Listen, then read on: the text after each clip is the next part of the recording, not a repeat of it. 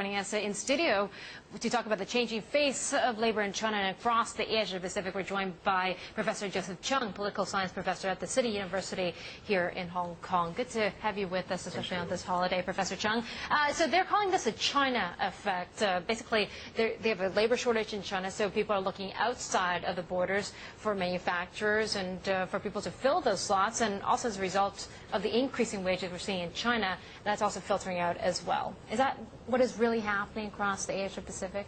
Yes, you have basically two challenge areas. One is that you have a lot of young university graduates who do not believe that they can find satisfactory employment. Actually, China produces 6.6 million university graduates this summer. But at the same time, there is also an acute shortage of technicians, senior technicians in China. Mm-hmm. At the same time, the second generation of migrant workers in China is demanding better wages and better working conditions. You know, a lot of corporate heads that I speak to say that wages are growing 10 to 15% a year, at least in China. Would you agree with that? In the coastal areas, minimum wage as well as average wage for the manual laborers are rising at double-digit rates since 2010, and the trend is expected to continue.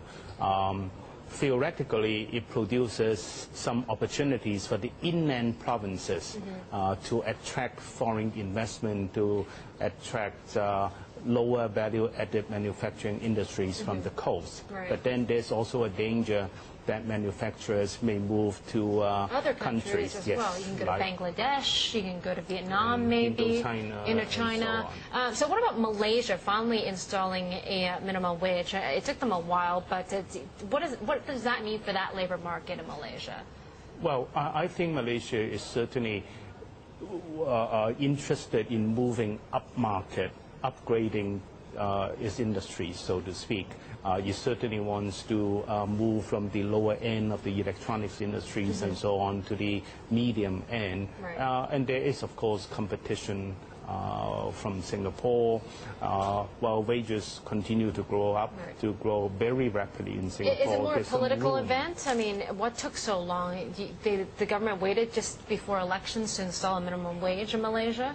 There is certainly a political element. Allowing wages to go up helps the governing party to stay on in power, to stave off the challenge from the opposition, and to do well in the next January election. Yeah. Okay. So what happens then to the labor workforce across Asia with the minimum wage being installed?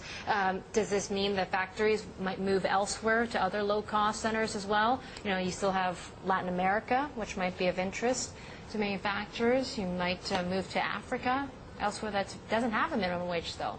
Globalization certainly means very keen competition, and it demands rapid adaptation. I think the real challenge is investment to enhance labor productivity and investment to improve the quality of university education as well as the quality of technical education, vocational education, and so on. You know, well, we just got a minimum wage here in Hong Kong after all these years. Just last year, it's at $3, I think, 60 cents an hour. So it takes a while, doesn't it, for the policy to come through?